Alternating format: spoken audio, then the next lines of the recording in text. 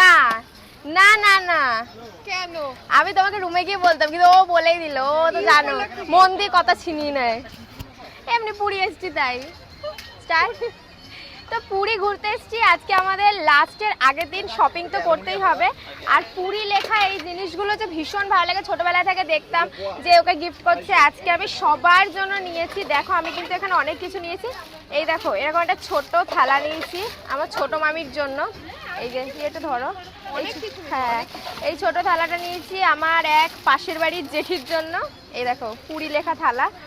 আর আমাদের ঘরের জন্য নিয়েছি এরকম একটা হাঁড়ি, আর আমার মামা বাড়ির বড় মামির জন্য নিয়েছি একটা হাঁড়ি। আরও জিনিস নিয়েছি সেটা হচ্ছে এ দেখো আমাদের বাড়ির পাশেই রয়েছে কালী মন্দির, তাই মায়ের মন্দিরের জন্য নিয়েছি আমি এই যে এই পুরী লেখা। হ্যাঁ এই দেখো এরকম সুন্দর পুরী লেখা থালা। আর একটা জিনিস নিয়েছি সেটা হচ্ছে গামলা, এটা হচ্ছে কার জন্য নিলাম, মাসির জন্য।